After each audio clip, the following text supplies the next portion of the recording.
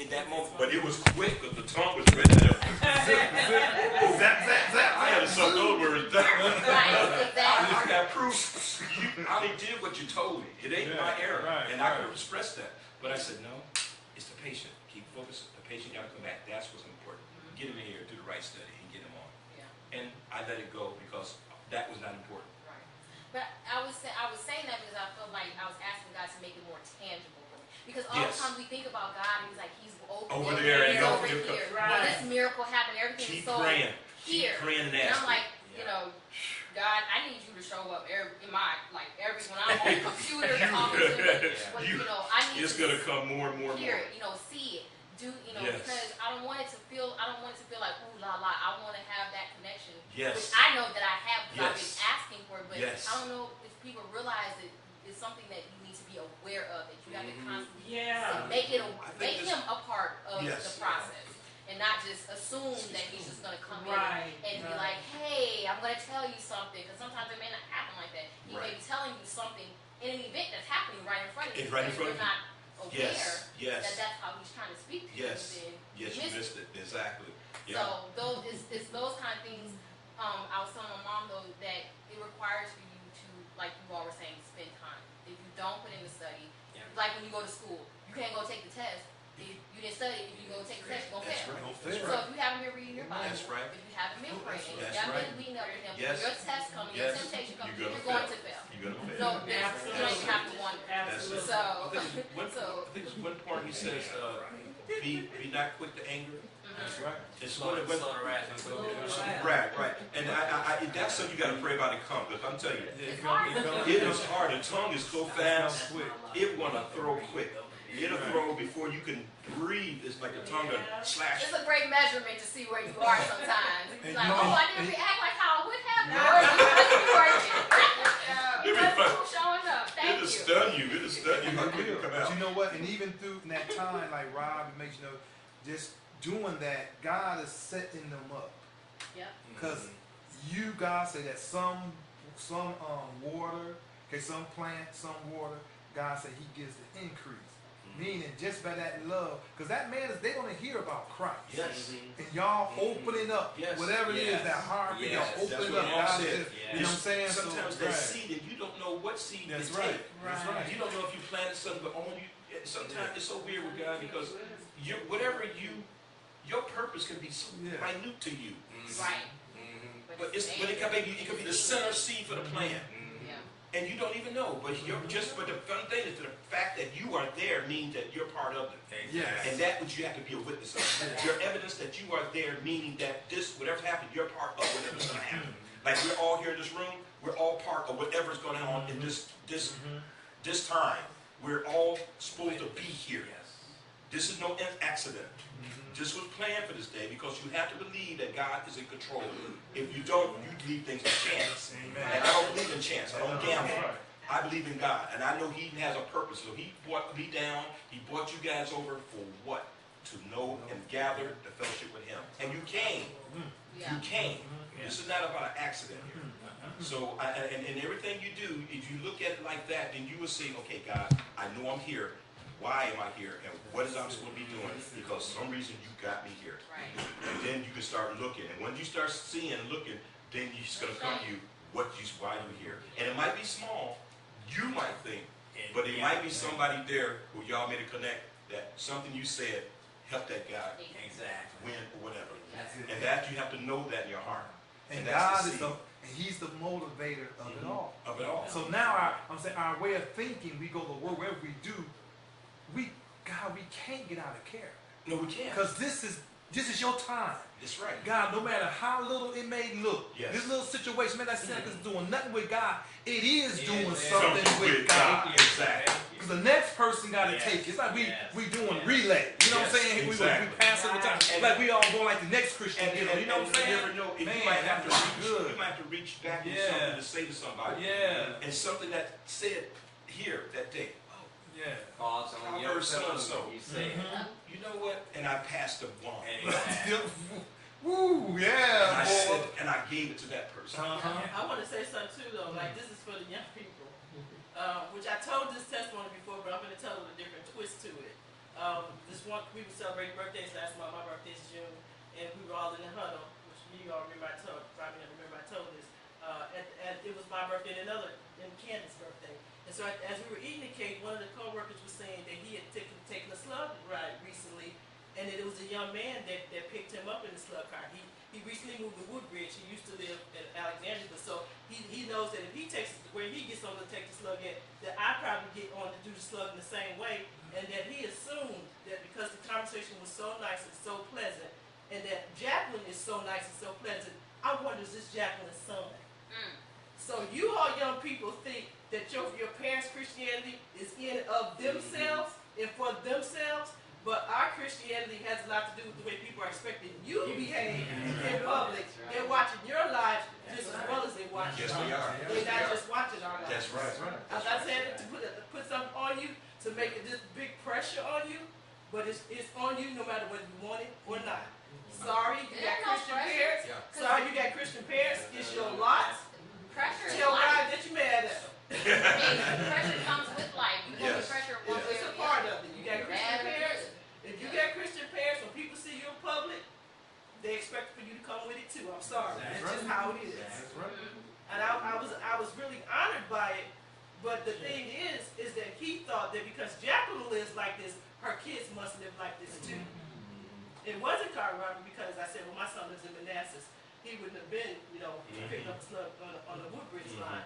But I said, I really thank you for that compliment, Wow, that was nice. And I've never said anything about Jesus Christ to that person ever. Yes. It's just a life. That's the life. That's what you were saying earlier. Everyday conversation. And that's what he said. Nice sunshine. One light my dad told me, and I never forgot it, and I begin to see it more now. He said that everything, God works in us. And the only thing right, he said, everything you need is inside us, my dad told me.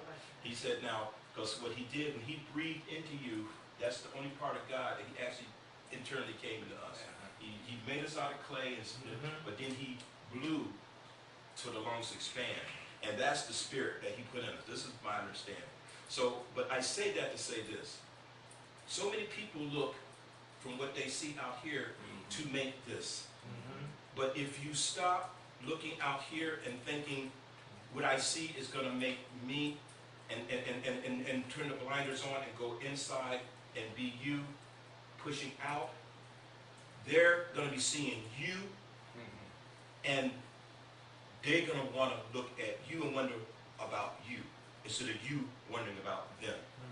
And because who you are is going to express more out, and they're going to say, man, I like that guy. He got a nice this. Because they're seeing the inner you. They're not looking, trying to be this person or imitate this or like this or like that. Because whatever you have, your money is only going to buy you so much. It's only going to make you portray or what you think the world might look at. But if you're comfortable and inside pushing out with who you are and as you are, free, you're free and alive. Then the energy and who you are, people are going to see and will say, wow, this guy's always happy. You're happy in you, who you are. And it's going to express in who you are and freedom. So therefore, in your religion for the Lord, you're going to love the Lord because you're free to love the Lord. You are not worried about who might see you praying. You're not worried about they crucified Christians there because that's none of your concern. You're free. And there you can talk about it anywhere just like the homosexuals do. They do it anyway. I'm free at last, free at last. Thank God I'm free at last. I can speak my peace to the Lord and anybody there about him, and it's in a loving way because I love the Lord. All they can do is listen to me like I have to listen to your homosexual talk or your blue-red hair or disrespect for anything else. People do what they want to do. Why can't Christians be free? And stand up. And stand up. Yes. Like somebody, a lot, like I said, for the ones, like a lot of Muslim friends that I have, if something goes against their religion or what they believe or what they do, they say, no, I can't do that because X, Y, and Z. That's Christians will be like, see, we'll let people step all over. That's wrong. Because that's wrong. We don't have to. And can I say this too, though, that even though Christians seem like they don't understand, just because you don't believe in homosexuality, just because you don't believe in having abortion, don't mean you're supposed to be mean to to those. No, that's right. You don't. It's love's about love. Yes. You're love. Everything is No approached negate. with You can't love. negate.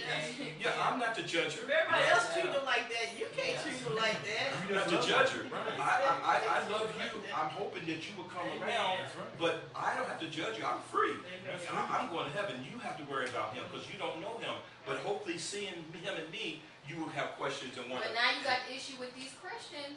Oh, the Christians, well. That homosexuality is great, and you got pastors that they homosexual churches. Right. So herein lies. You talking about the ones that's making it seem like it's okay? Pastors that are actually opening up homosexual churches. Oh no, one said Well, that's what I mean. But that's where it comes that you have to know who you are. But that's what I'm saying. That's where Christians, the Christians, we don't stand up to say, hey, no, Christian, brother, sister, what you're doing, that's not in the Word of God. That's not correct. We just sit back and we don't say anything. And then so everyone on the outside who's not a Christian think that we agree with it because nobody is negating. Right. You see what I'm saying? We don't stand The churches aren't jumping up. The churches stand against them all. But for the individual person that you might meet, if you live your life right and they can see, because they're going to question their heart and wonder about it. Oh, yeah. But they say That's the beginning. they're supposed to be able to choose whatever they want, and you shouldn't be telling them what God says. I'm supposed to be able to choose how I want to live my life. And that's fine. One of the pastors said that was being gay as a gift from God. Right. That's what they said want to say. No, All I can say is I if that's what they It's say, like Millie Vanilli, the one that said it. hey, but for the Lord I serve says not true. But I'm going to argue that. And sweetheart, let me tell you, you get in the Word. See, I don't play preachers and no tension because I've been in the church. Trust but it's not the preachers, though. I mean, these are people that we're at work with. I'm gonna be honest with you. I don't really pay preachers any attention anymore. No, I guess what I'm saying is they're that human beings. I guess what I'm saying is that when you work in a working situation, and if you have a Christian that's saying they're a homosexual, and you're also a Christian, and we have to sit here and a person who's unsaved, you have to stand up and you have to make it very clear where you stand. You don't let that unsaved person go away thinking that it's okay. Is correct. And that's why I feel like we dropped the ball and we are having to deal with some things that we didn't stand up and say something in the first place, and we're having to deal with those problems now. And that's why they don't take the Christians seriously. But see, in this situation all here, our rights are being taken away because we don't stand up for our rights as Christians. But hold on now. One thing you got to look at too. See, Satan will set you up. Number one, you're almost looking like when Jesus at the temple, when they asked about Caesar and who. The coin. And the coin. Okay, now the outside person who is not Christian is looking at the homosexual Christian and the not is a straight Christian, and between the two it's going to cause some confliction or chaos.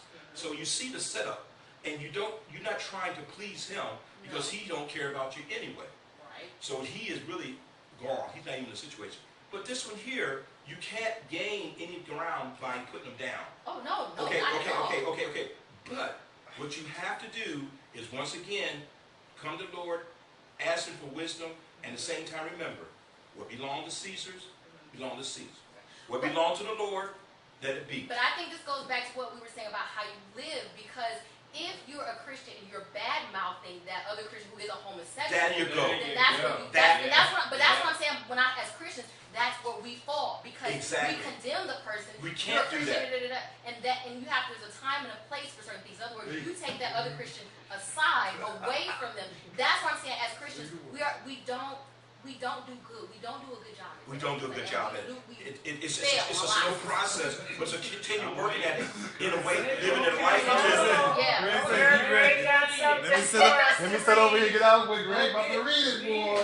Woo! Listen to this. This is how you handle the situation. First Corinthians, 5th chapter, 11th verse. But now I have written unto you, not to keep company, if any man that is called a brother be a fornicator, or a convictuous, or a adulterer, or a railer, or a drunkard, or an extorter, with such a one, no, not to eat. Should I go on? Keep Carol? on. What chapter? For what have You don't know I what to chapter do? is that? It kind of This is 1 Corinthians.